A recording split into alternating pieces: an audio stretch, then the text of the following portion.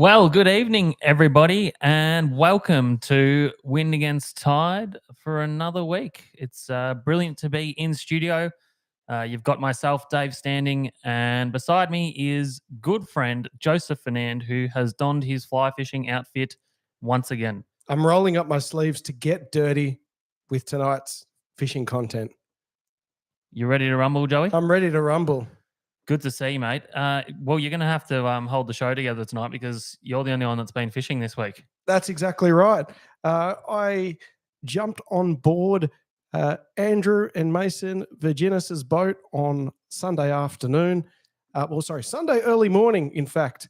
And we headed out the eastern entrance up on your screen there now. It's a beautiful backdrop of Cape Woolamai and the full moon there in all of its glory. It's a full moon, mate. Yeah, we headed out early Sunday morning and it was beautiful conditions. It was under 10 knots. We headed out the eastern entrance and had ourselves cast at some tuna. As suspected, the annual migration of mutton birds were well and truly in effect there. As you can see on your screen there, heaps of them everywhere. Shearwaters. Oh, the shearwaters, sorry, they're not mutton birds? No, they're both. Oh, okay. Shearwaters, aka mutton birds. Yep. So as you can see on your screen there's just literally thousands of these birds sitting on the water, taking off, feeding, coming back, and they're just the tuna schools are actually underneath these birds, but they weren't very, very obvious. We did have to sort of chase these flotillas of birds. We headed down towards Coal Point in that 40 to 50 meter mark, and but we did finally at around 10 o'clock there was a tide change, and we started seeing some boofs out the back of the shearwater and mutton bird flotillas. Before the fish came up, we set out a trolling spread and thought that would be a good idea to troll around these flotillas of mutton birds, because usually if you see flotillas of mutton birds, there's been some bait in the area.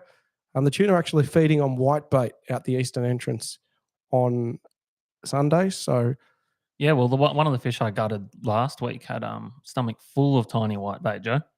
Yeah. So that is certainly the main food of choice out there, mate. Yep, absolutely. So, yep, there was we trolled around the inactive flotillas of mutton birds. We did have the Halco King Brown scream off at about 9:30, but the hooks didn't stick. So we waited until that tide change, and around 10 o'clock when that tide change happened, we could see explosions happening out the back of these mutton bird flotillas, in which I said to the boys, let's bring in the trolling gear. These explosions of fish are sort of happening very infrequent, and it was my skipper's decision to say we need to chase them with the boat. So Captain Joey. Yep. Here's the captain. We brought in the trolling gear and we got the popper gear rods up the back corner of the boat, and I proceeded to chase the school. Managed to go wide berth of the mutton flotillas. So imagine a big patch of talking with my hands. Imagine a big patch of birds. I took the boat right around the outside of this pack of mutton birds. And one thing that I did remember, usually when I go fishing with Dave, I'm usually doodling on my phone or asleep or eating or really just having my best life. But today there was no Dave on board, so I had to really hone my skills in. Man, I was like a proud father sending young Joey out to the wide world of tuna fishing on his own. Yeah. And you absolutely dominated, mate. So well done. And fantastic to see that you were able to get a young fella into game fishing so close to home, and he looked like he had a ball. Yeah, it was. Mason and Andrew are members of the Bowie Motorboat Club. So, and it was their first set of tuna. Motorbike club? Motorboat. Oh, motorboat. Yeah. Oof. Good old motorboating. Yes. So, but yeah, look, anyways, where I was at with the story was got in front of these birds, and it's so important, Dave. I remembered that, when you're casting at these tuna, you really have to, it's critical that you position the boat where the school is feeding towards. And that's something you said last weekend. You always position the boat upwind of where the tuna school is feeding. So many times when I'm out on the water and watching blokes wanting to cast at these fish, people just drive straight up the back of them or straight through the middle of them. That's the first way to make the school go down. So when you're chasing tuna, boat positioning is absolutely critical. Go wide of the fish and position the boat upwind where the leader pack, the leader fish is feeding towards. and cast towards that leader fish. A lot of people are very interested in how to be a part of this motorboating club, Joe. Yeah. Where are the meetings and what's the go there? Yeah, no, that's all right. We won't delve too far into that. That's all right. But grow up, everyone. Upwind positioning the boat, very important, right? It is. And I think you touched on another thing there, like with top water tuning. Everyone wants to have a crack at it, but I guess the biggest piece of advice with that is just commit, Joe. You see a lot of people have a crack at casting, but they're doing it while still trolling. And especially with poppers, it's just not going to work because you really want to work the lure quite slowly and keep it in the zone for as long as you can. If you have trying to cast while you're trolling, by the time you've cast, the boat's moving at the lure, you're struggling to even keep tight on your line. So if you want to have a crack at pop dogging on those tuna out there, then my advice is just stop and commit. It's a bloody awesome. I was talking to Mitch Chapman today. He's EJ Todd, Mariah Pop Queen distributor, and we both said, you know what? I think it's actually our favorite form of fishing. Like we catch plenty of big fish, do all sorts of other forms of fishing, but watching those things explode out of the water is just so much fun, and it's just it's such a exceptional fishery we have so close to home now, Joe. Look, and I felt so good on the weekend getting helping out Andrew or Mason get stuck into the fish. That never caught one on popping before. The week before we were fishing with Suraj and Jeremy, and we had a boat full of people, and it was very, very hard to cast at the fish when they were moving so fast. But like what I'm trying to say is Andrew and Mason had never cast a tuna before, but by positioning that boat right in front of that leader fish upwind, it only takes one cast, and these boys were on straight away. Andrew hooked the first one. He cast, and literally as his popper hit the water, the rod was tight, and he's going, I got a bird. And then all of a sudden, oh, that's not a bird. Exciting. And then same thing, we got Andrew's fish in. Once again, got that boat upwind in front of the leader fish. Mason, 12 years old, this kid. I tell you what, look out for him because he's actually caught a lot of huge snapper. It was his first tuna on the weekend. Mason cast, did 3 little pops in front of the leader fish, and big white explosion engulfed his lure, and he was on. It's crazy, Joe. I remember when I was 12, I think I was catching pinkies and whiting. So the fact that young guys like Mason have the opportunity to go out and tangle with a southern bluefin tuna so close to home. These boys had a belter of a snapper season at the front of Elizabeth Island, and Mason got him up to 8 kilos. So he's caught a bigger snapper than me, this kid.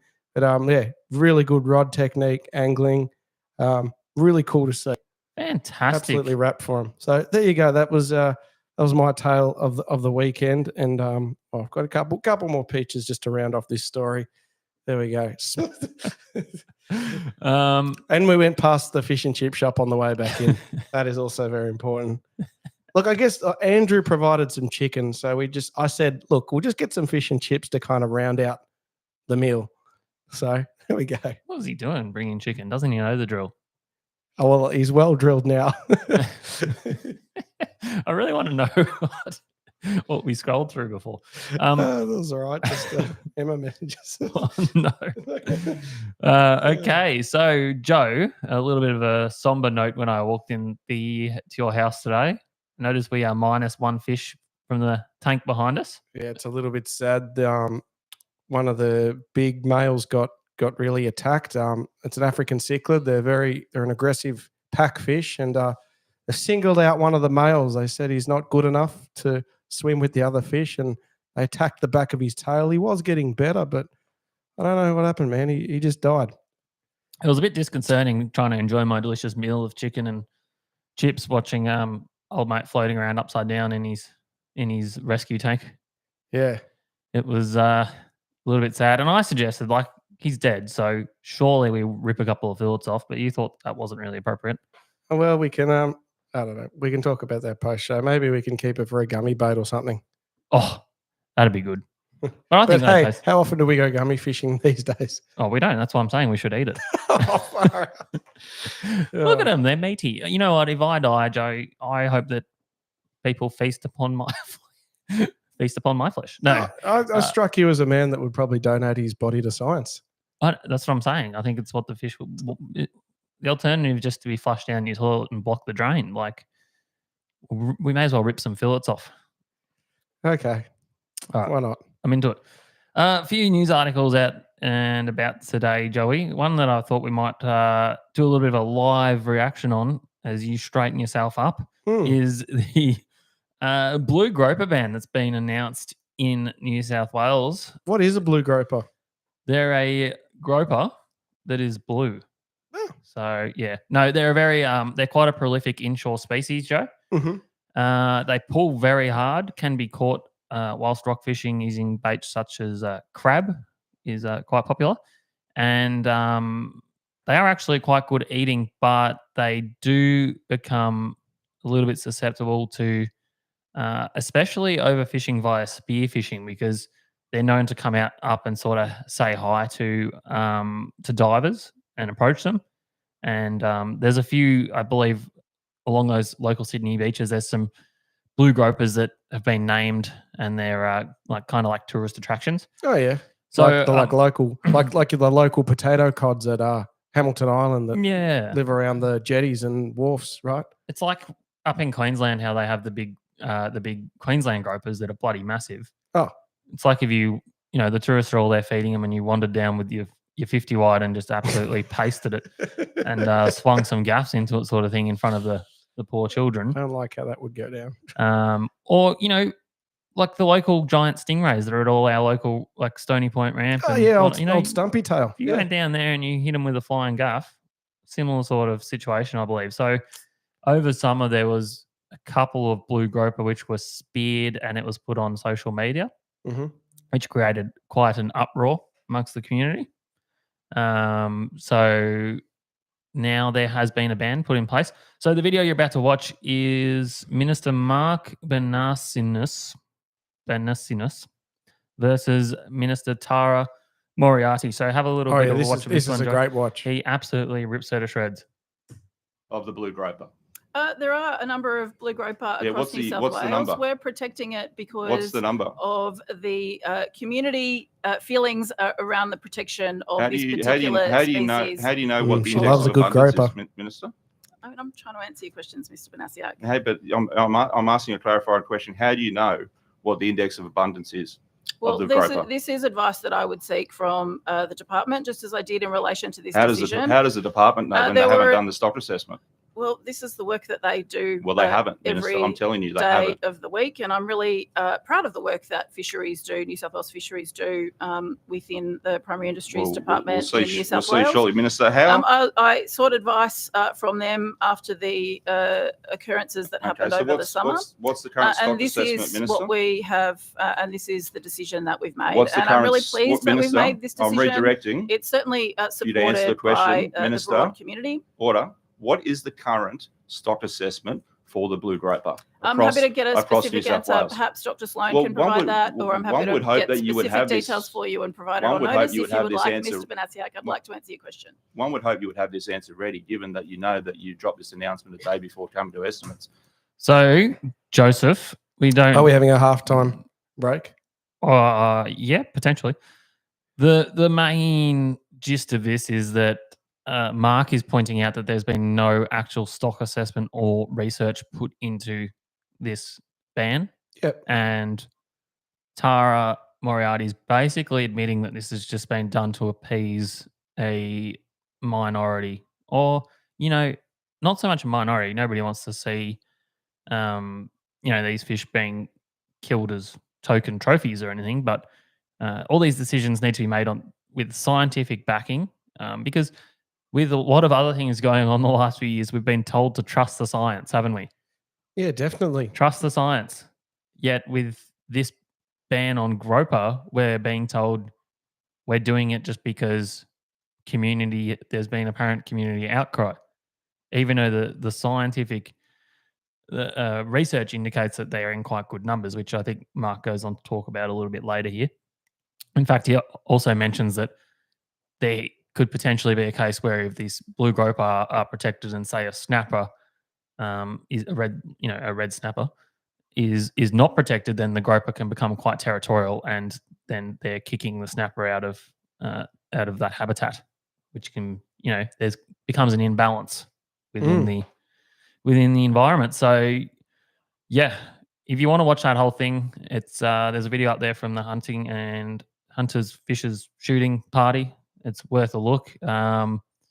But a little bit concerning, really, the fact that this law's been passed with little to no scientific basis. Well, just with one of those issues, wasn't it there once AGL was planning to come into Western Port, and there was full-blown scientific studies that happened for that to not go ahead. Am I right in saying that?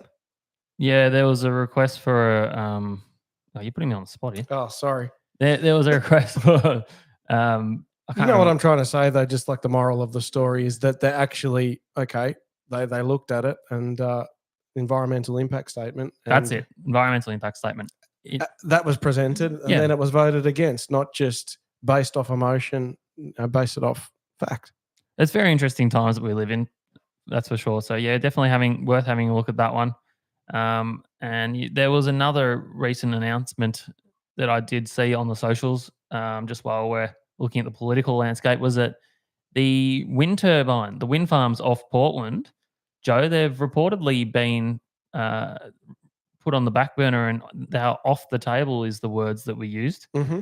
So allegedly that's because one of the reasons anyway was that Portland cannot handle the port is not large enough to maintain the wind farms out there. Yep. But either way, that's an absolute win for the environment. And of course, one of the reasons was the massive backlash from the community. So well done to everyone down there. Hopefully that is what comes into fruition, and we see that coastline stay immaculate, because it's pretty good down there, Joe.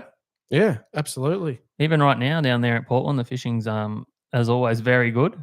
It gets a little bit overshadowed this time of year, but it won't be long and everyone will be down there chasing the big jumbo tuna as they migrate through, and the beautiful flocks of birds and whales and all that and gannets and sort of thing, all that good stuff we love to see, Joe. So yeah, that'll be quite interesting to keep an eye on. That's political wind against tide done for the night. I'm gonna keep on that tangent there. On my next station on board, and Andrew said to me, "Goes, you know what, Joey? I bloody love Stony Point Ramp. I love to camp at the caravan park, mate. I love this ramp. But tell you one thing that they could do here, even like if all of us chipped in $50, why don't they build a shelter over the cleaning tables to stop our catch from getting sunbaked in the harsh, sun?" Well, you probably just need to fill it quicker, I would suggest, Joe. That's soft, mate. Soft. No, I know what you're saying. Hastings, our ramp down the road, has absolutely immaculate cleaning tables these days with a nice hut above the top. But the table's already there. It just needs a couple of 4 posts and some tin roof. It wouldn't cost a lot. Yeah, and you'd like some bug zappers there to keep the sand flies at bay. Some citronella candles as well. Hey, just while we are on the subject, or close to the subject, Tide Hunter has chirped up in the live chat, which is awesome. We absolutely love it when guys contribute. A blue groper fact. The blue groper is the New South Wales state fish and has been protected from spearfishing since 1969, which I was, I thought that was the case. Oh, yeah. Why isn't it on a 20-cent piece then? So it probably is. So he's saying, why change the rules? Because someone is breaking the law. That's a good point. Thanks. Let that sink in. Thanks, Joe. Yeah, the ramp. You're not happy with the ramp. Wasn't there something here about you weren't happy with the toilet paper? Oh, that's later. Oh, okay. Let that one out of the bag. We'll circle around on that one a little bit later. One of our actually, I've got one more political thing here, Joe. Oh, okay. I'm all over the shop here. Sorry. Good. If we want to throw to the laptop here, Yeah, sure. So one of the absolute guns of the game fishing industry has brought up a pretty interesting topic here. Darren Buttigieg. So he's you've probably seen that name because he's always breaking world records and winning tournaments and that sort of thing. So he's put up a bit of a post, and basically what he's saying here is, he said, a must-read for all fishermen that chase marlin on the east coast of New South Wales. We should be alarmed as we have a serious problem. So you remember, Joe, when we had the super trawler off the coast, south coast there a few years ago, and that was actually sent back overseas through public backlash? Yep, it was. We now have several smaller... The wee fish movement. That's right. We now have several smaller but still quite large trawlers working the Mako along that coast. And Darren's pointing out that they're there at the moment. They're going up and down the coast 24/7. They go in and they unload at where was it? Sorry, they unload at like Eden, I think it was, and Ulladulla, and then they head straight back out again, and they're straight into it. So there's not really any respite. And basically, what he's saying there is everyone can have a read of their own, but the marlin fishing there, he's found, has been severely impacted in that the bait is just not holding up because it's just getting decimated. So even where it looks like it should be on the charts, the trawlers are coming through and they're having a large impact. Darren's noticed that the bait size has dropped, which is a bit of a concern, and it could potentially be very bad for that fishing industry, Joe. So that's one to keep an eye on for sure. I think that one sort of snuck under the radar because the super trawler was such a big, obvious international phenomenon. It was huge, that ship. And this is basically a bunch of smaller boats taking the same quantity but going under the radar a little bit. And the fish that they're catching is being used for pet food and fertilizer and that sort of stuff. So perhaps not being used as well as it probably could or should be. Rodney Gillum in the chat there saying 3,000 tonne in 2105 and 11,000 now, 2015. Oh, okay. That's the increase. Thanks, Rodney.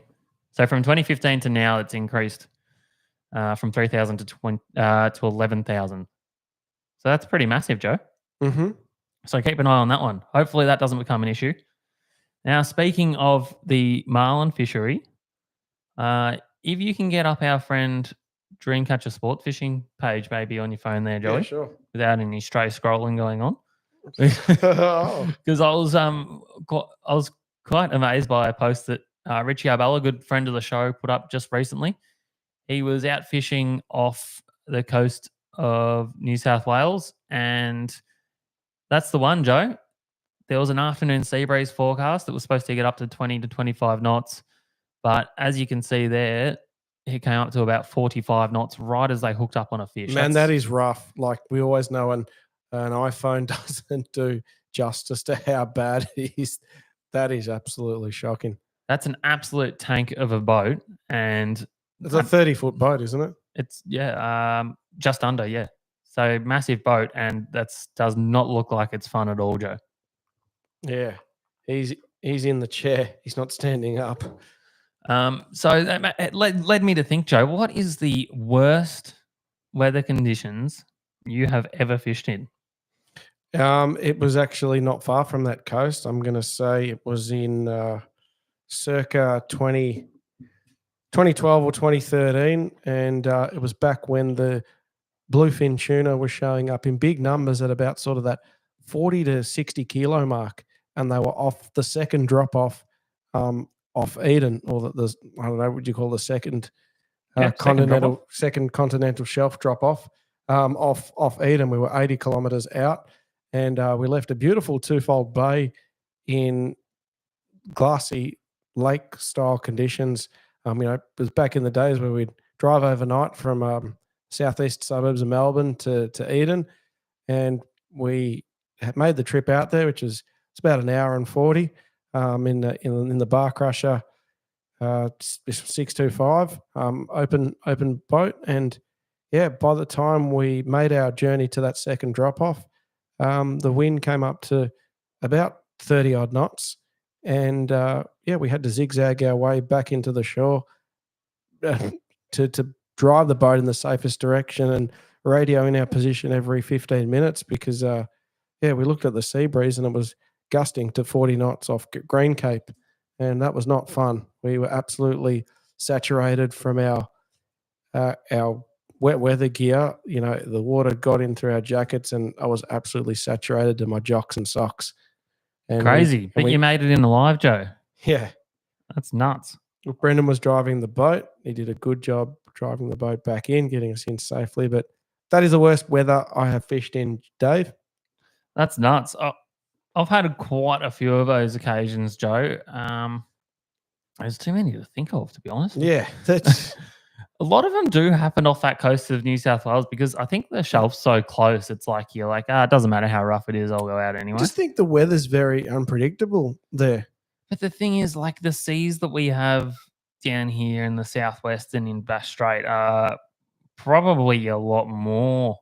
Well, they're more susceptible. To giant swells coming through, and we get that weather coming from basically Antarctica. So some of the weather we've had down there in the southwest is pretty crazy.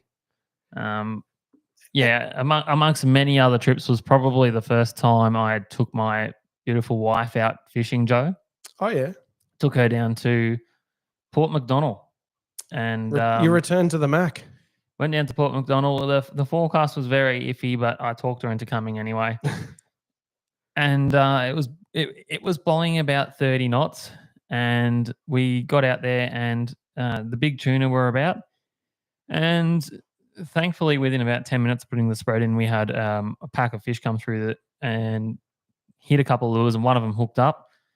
And she was, I had a friend with me, Alex, put him on the rod, and poor old Maddie was over the other side vomiting the whole time.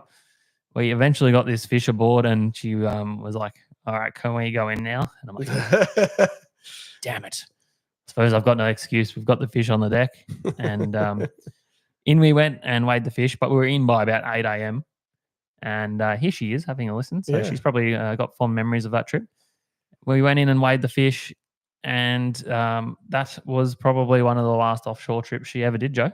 But, actually she did one more, and she did catch another boat. She made the magazine, front page of the Warrnambool newspaper, right? Yes, but I think that, her days were numbered after experiencing that little trip there, Joe.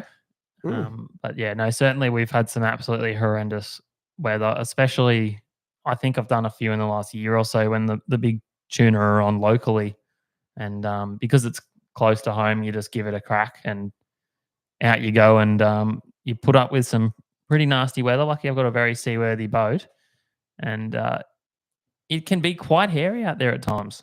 So it just goes to show, no fish is worth your life and all that, Joe. No. But some pretty nasty weather out there, and you need to be careful. Yep.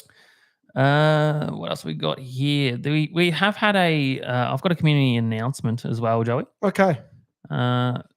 Maybe our Wind Against Tide community can help us here. There's been a thief. Oh. So we had a day ago, we had Nicky Edwards. So he had his boat stolen from Hampton region. Well, it's a lovely Eden craft, isn't it? It's like a 6 meter or an old Eden craft sort of thing, twin Yamahas. It was stolen a day ago. So if anybody sees this boat out and about on the road, they need to call the police or contact Nicky and let him know, because that has unfortunately been stolen, which is freaking annoying to see, isn't it, Joe? Yeah, that's not good. It's almost a gear grinding one. Yeah, twin motors, double axle. It's a nice Eden craft. It's a good vessel. It is. So if you see that one out and about, it's quite easy to spot. Then dob on them, I would say. Yep, absolutely dob on them. Are we going to go to the hookup, Dave? We do have some reports, Joe. Let's do it.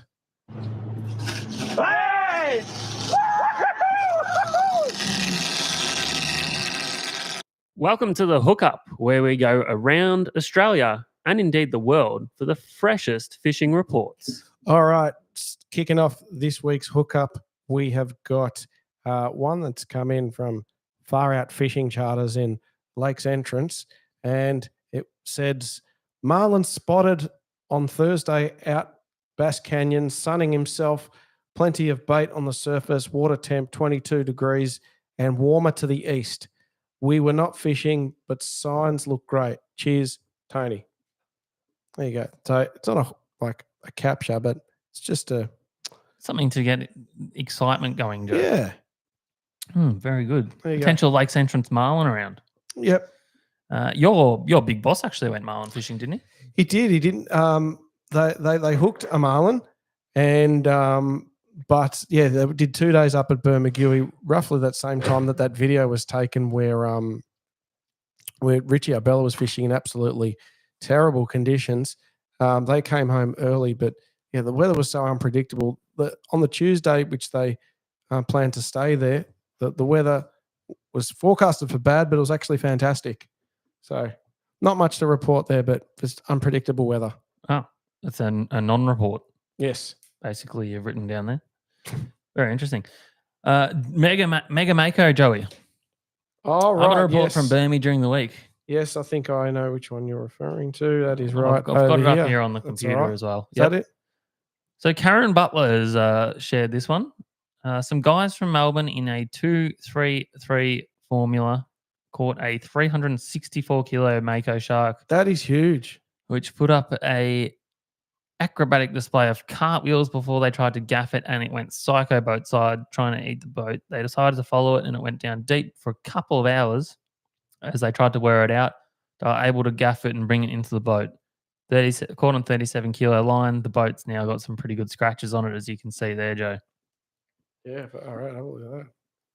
Oh, I was hesitant to share that one, but it's a pretty interesting story.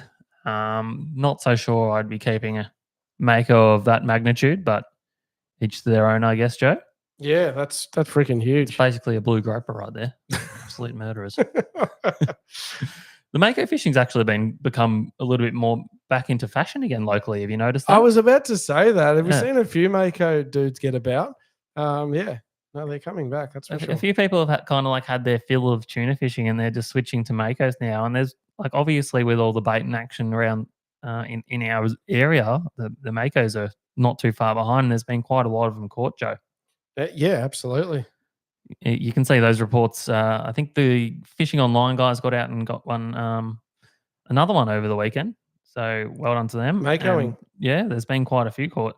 So if you've had enough of chasing the tuna, you can sit out there and chuck out a trail and catch one. And they're a good sports fish, the old Mako, so they're a good option. We used to love doing that back in the day. Now talking about marlin, Joseph. Oh, okay. We have a trip coming up. All right. We have a trip coming up. The Alliance Game Fishing Tournament. It's on in Victoria. It's a Labor Day weekend. So it is from the comp is actually on the 9th, I believe. The Saturday and the Sunday, which I think is the 9th and the 10th. Oh, shit. I have to pay my money tonight. Thanks for reminding me. Yeah, Joe, you got to pay your way. So luckily, and I'm very blessed that this is the case. Through work, we've actually decided we're going to enter one of our mighty Haynes hunters into the arena, Joe. We're going up there on a work trip. Yes. I've managed to weasel you on the boat as well. Oh, that's fantastic. So we are taking up a Haynes Hunter 725 enclosed, which is an absolute beast of a boat. 400 horsies hanging off the back there, Joey. That's right, Dave. 7.23 meters with a 2.5 meter beam, and it's 2.2 meters high, and it's 1,500 kilos without the engine, with a max fuel capacity of 380 liters. Jesus, you want my job, sir. You know all the facts. How's about that? But you got to wait till you see the fit out on this, Joe. What's it fitted out? I've just got the fit out picture here. It looks like all Faruno gear on it, which is... We're going to put a steering wheel in. Oh, that's... It's got 2 Faruno TZ touches there on the dash, which I think they're like a 12-inch, possibly bigger. And there's another one there next to the steering wheel, which is going to talk to the Suzuki engines and give us all that data. But this boat's also got sea deck flooring. It's got outriggers. It's got slimy tubes. It's got night vision, Fergie style night vision. It's got what else has it got? Twin live bait tanks. It's basically a riggers. Yep, we've got the riggers set up. It's basically a marlin catching machine. So it's going to be an absolute pleasure to fish out of. I can't wait. So we will be up there in the tournament and maybe fit a day in either side. So if anyone is up there fishing. Will we be at the pub afterwards? There'll be some pubbing. There's a barbecue, which I believe we've thrown some money in so we can get some good sausages going. Some wok sausages, the chili continental sausages. On the Friday night, there'll be a barbecue. And then I think on the Sunday, there's the presentation where we'll get our trophy for winning. Yeah, Webby says no pressure. Absolutely, there's pressure. Oh, mate, I'm under pressure. This boat's been fitted out specifically for this trip. I've managed to convince everyone that I'm actually good at marlin fishing. It's been about 3 years since I've actually gone. The bite's not red hot at Burmie, so let's just lower our expectations here a little bit. Hopefully it kicks up a gear a little bit. Might. Well, it's the damn trawlers have been through, Joe. No, but I think it's going to pick up in the next little while, and we'll see a fantastic comp. So if anyone does want to jump on and join, there's still time to get your entries in. It's the Alliance Game Fishing Tournament. Joey and I are actually, for the first time in our lives, Game Fishing Club members. We've joined Latrobe Valley Game Club. Yes, we have. And we are fist bumping over that. Well done, us. Yep. And we are going to go up there and absolutely fish the house down. So looking forward to that. And basically, Joe, you're there for being cameraman. So get any thoughts of winding fishing out of your mind? Well, no, I don't know about that. First come, first served. Well, there's quite a big napping cabin, and you do like napping. That's true, because I am actually you got a gig on the Saturday night. Classic Joe style. I am coming straight from music commitments. I've got a gig up at Brighter Days Festival in Bright, which is about three and a half hours northeast of Melbourne, and it's only an early set. It's a music festival that's going to go later on. I think John Stevens is on later. Some other ones on later, but I'm 4 till 6. Then about 6:30, I just wham the bass into the car, and I'm driving to Burmie, which should put me into Burmie about 1 a.m. And we'll fish Sunday in the Alliance comp, and hopefully, if the weather holds out, we can fish Monday and come home at a reasonable time Monday night. Any tickets left for the gig? Yeah, I believe there is. Yeah, Brighter Days, Brighter Days Fest. But yeah, you want to see Joey fishing and music? You want to see Joey strumming the bass? You can go there and watch Joey strumming the bass, and then you can head on to Burmie from there and join in the road trip and watch Joey strumming a marlin. I plan to bring my groupies with me from the festival straight to Burmie. Groupies? Well done, sir. How are you going to keep yourself awake for that drive? That sounds dangerous. Oh, I'm going to listen to Wind Against Tide all the way back from episode 1. Oh, wow. That'll be quite boring for you, because we really sucked at the start. It does actually take a while to get a podcast going. Like really, you would have been lucky to have like 12 people listen to you when you first started. Absolutely. And then you know what? You just keep going because you do it for the love of the pod. To this very day, it doesn't really make any money, but boy, do we have some fun. We do. We got 39 people in the chat room, and they're having the times of their life. Absolutely. So yeah, absolutely looking forward to that, Joey. The boat's going to be up there. It's going to be a pleasure to fish out of. And we can take people for a ride in the boat over that weekend if they want to have a spin in it, because it's going to be pretty quick. 400 horsepower. You might even just put a for sale sticker on it after that weekend. Yeah, she's for sale. Ooh. She is for sale. And it comes with a Joe guide. Joe's done his tuna guide, and now he's a ticketed guider. Yep. So you want to probably book Joe, because there's only about 15 guides in Victoria at my last count. There's not many people doing the guiding service thing. So, get on board with Joseph. He will absolutely lead you onto the fish. He will be sure to plug some sort of hook brand as well at the same time. And absolutely, individual you are, Joe. Yes. Joe Guides, get aboard. Fantastic. So we will see you all up there. Hopefully get some awesome footage and some content for the podcast. I'm sure there'll be some funny stories. No, I'm looking forward to filming that boat. And the way it's fitted out, it's going to be pretty epic. Absolutely. So that is to look forward to. Continuing on with our fishing reports, there's been a lot of giant flathead getting caught, Joe, down in the Gippsland Lakes region. I'm definitely not an expert of this, but I will take your lead on this. Oh, well, I've just seen a lot of photos popping up. I don't have actually anything to show. Okay. But the guys fishing glide baits and bent minnows across the flats there have been doing really well on the flathead from basically lakes up to Malakuta, which is, I think I've mentioned many times, something that I'd love to do a little bit more of. So well done to everyone who's been getting amongst that. It's a cool fish. Yes, very interesting. Yes. All right, King Kong Donkey Kong catch of the week. Okay. This goes out to a 1.4 meter brute of a kingfish. Caught off the Tathra Wharf. Have a look at this one, Joey. Oh, that's massive. How good's that? 1.4 meters. That's unbelievable. Whew. And the water off that Tathra Wharf, it's so deep and blue. Like you look down there, it's massive. Like people sometimes jump off it for kicks, but yeah. So 1.4 meters, that's got to be, if that was in New Zealand, that's like a 30, 40 kilo fish. But here in Victoria, in Australia, our fish tend to be a little bit leaner. So, that one's probably in the early 20 kilo range, I reckon. Yep. Early to mid. So massively long fish, not super thick, but land-based off a wharf there. Huge effort. So well done. Yeah, nice. So that's your catch of the week, Joey.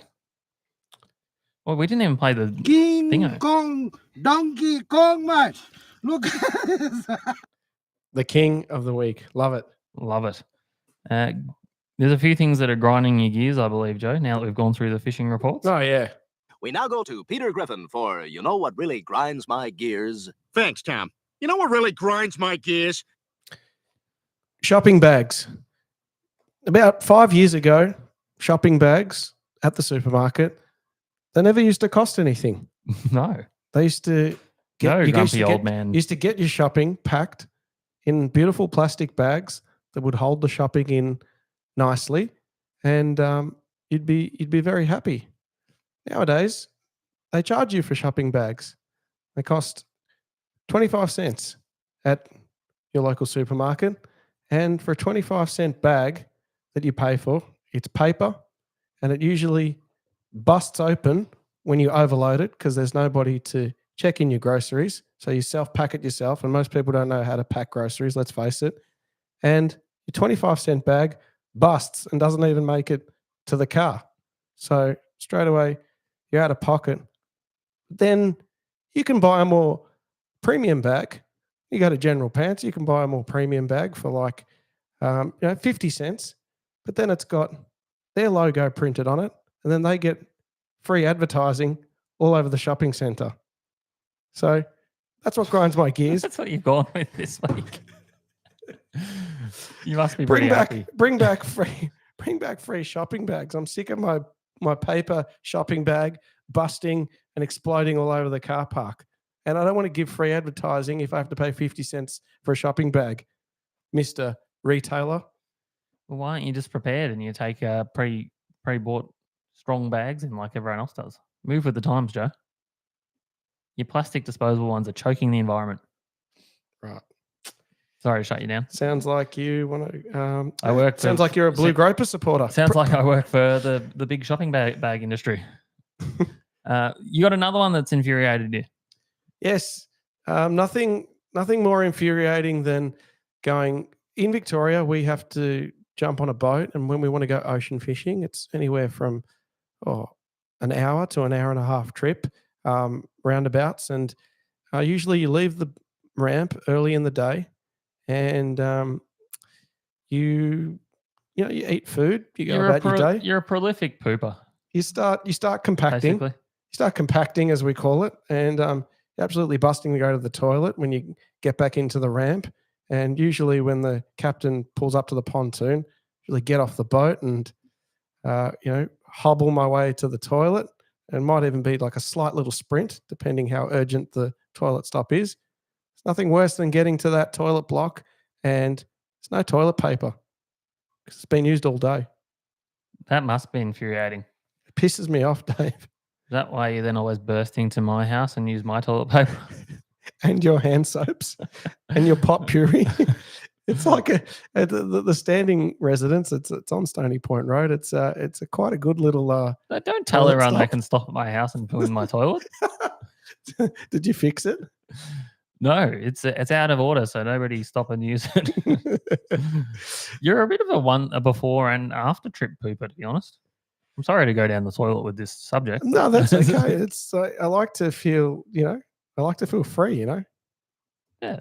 No, you like to be you like to shift the load. And people tell me, just why don't you hang your butt overboard? I'm like, no, you can't poop on a boat. No, unless it's really bad. Well, you can on my boat. It's got a beautiful side door, which you can just hang over and away you go. So, Oh yeah, actually, yeah, you've got the side compartment, so you can just kind of like sit on that fiberglass shelf like a real toilet.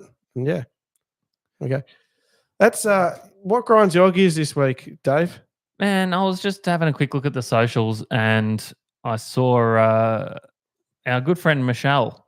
She'd posted a video of an elephant fish. Oh, really? And that seemed really innocent. But then I clicked on it and I watched it and this isn't the same one, but I started watching it and I was like, you know what?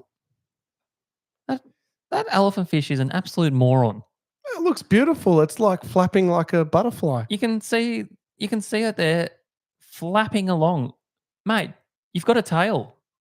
Why Oh, I are see you what you using mean. your two pec fins to swim when you've got a perfectly good tail there? That is so cool. I've never seen an elephant fish swimming. That is magnificent. No, Joe, that is an imbecile. An absolute imbecile of a fish. That's First of all, beautiful. Don't be like that. you can't decide if it's even a fish or a shark, first of all. Oh, look at its little Then- Oh, claspers. Jesus, that's terrifying.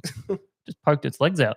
And then second of all, it's bloody just flapping its fins around to swim rather than using its perfectly good tail that's attached to the back of its body. You know what? You've seen those inflatable toys at BCF. I reckon they should make an inflatable elephant fish. That would be fun for all the family. It would be. Yeah. So yeah, infuriated at the whole species, really. Not happy. I'm sure they do use that tail sometimes, but I just think, why not use an efficient form of transportation, which is flapping a proven method, which is flapping that Yeah. tail around, Joey. There you go. So yeah, a bit of an interesting grinds my gears there, Joey. Yes. Moving on, unless there's anything else you wanted to get mad at. No, that's it. We got some questions though, don't we? We do have some questions. First one is from Bo Ely. Oh, yep. I'll see if I can get that up on our screen there. Into the questions Goals section. for 2024, both fishing and podcasting, Joe. Yep, I've got it here. What do you think? What's our goals?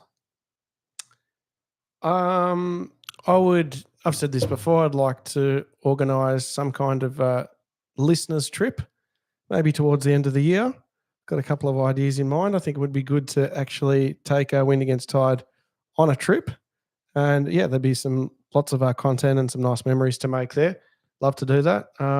Would like to get to maybe a couple of the trade shows as well. Would be nice. I'm going to keep it simple. I would just love to film some really, really good quality footage and get the podcast booting along, smooth that out a little bit and work on that. We are working on a few things in the background. It's fantastic to get the support of a couple of big companies on board this year, which has been fantastic. And I think that's going to enable us to make the product even better and expand our audience a little bit. And hopefully, by the end of the year, we've grown a bit more and we've accomplished a few things and everyone's had a good time. Yeah. Good Is that question. a nice deep answer for you? Yep. Hoodies. Steve Felsinger has asked, do you have the new hoodies back in stock in black? It's probably about that time that we should So I must another run. apologise, Steve. It's sort of gone on the back burner with all the big life changes going on. They sat in a room, but my beautiful wife today, she went through them all, did a stock take, and she's started to upload them all onto our website, windagainsttide.com.au. The shop will go live in the next few days. Hopefully, we'll say by the end of next week, Joe. They'll all be up on the store, and you can just simply go to the store, click on them, and buy the size and style that you're after. We don't have a heap of stock left at the moment, but we are starting to get ready to put through another order, so we'll be topped up again, Joe. Yeah, awesome. So quite good timing that you've asked that question there. Ren McNeil's more of Joey's cheap fuel reports. There we go. Yeah. I didn't think. Oh, it's good. That's good feedback. I didn't realize it was so enjoyed that little fuel watch update. I might even. That's the one person. Ren, I might even get one prepared a bit later on. Yeah. I think Ren's a bot. Oh. I don't think that can be a real human, can it? Okay, that's it for the questions. I don't Unless you've think got anything else. Nah, there weren't a lot of questions this week. Yep. I don't think anyone really enjoyed the fuel watch. Surely. Well, they did because they wrote in. I know that's. Why amazing. would they not write in for something that wasn't true? Got to give people what they want, Joey. Yeah. So that was very yeah. Thanks for that, Ren. I think everyone would appreciate that one. Not. No, that'll be good, Joey. We'll be on the lookout for Fuel Watch next week. Now, have you got anything else to add tonight before we sign off and say goodnight to our beautiful friends? No, I think it's been a good show, Dave. There was something about an electric eel here, but maybe the moment has passed, has it? Yeah. No, I need technology to get that link up, but that's okay. I've got technology. Do you want me to do it? Yeah. Can you click on that link? I can click on that Oh, link. beautiful. Yeah, we can do that. So yeah, as last week on our socials, we'd made a picture of we displayed a video of a conger eel, which Jonah Yick caught off the pier at Coles Bay, and his lovely partner's mother from England was like, "Oh, is that a bloody electric eel?" It wasn't a bloody electric eel; it was a conger eel, but which got me down the rabbit hole of thinking, well, how dangerous is actually a bloody electric eel? Electric eel. And anyways, I just saw this video on social media. This is actually what an electric eel can do to a human. If you have a look up on your screen now, Dave's going to play it. That's the end of the video, but we'll start it again.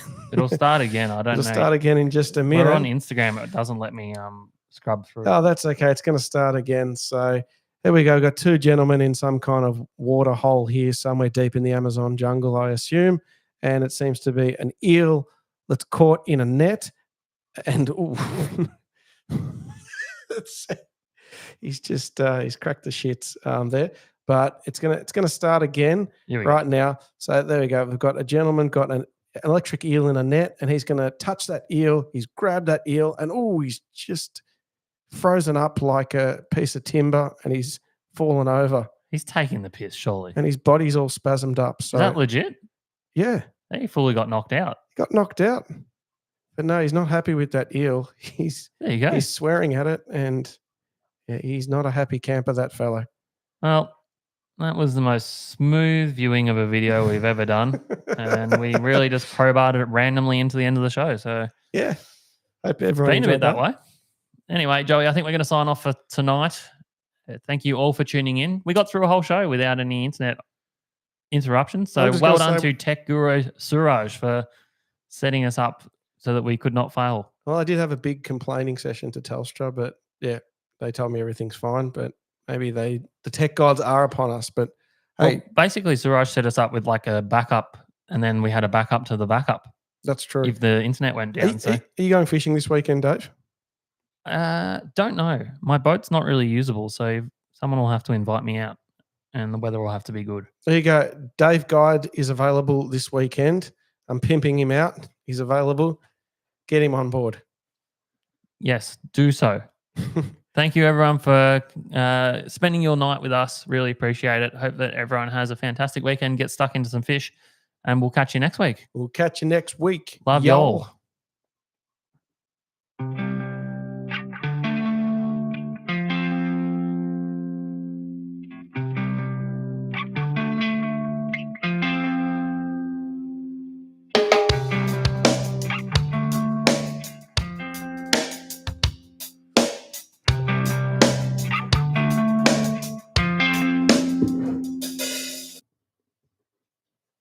Good evening.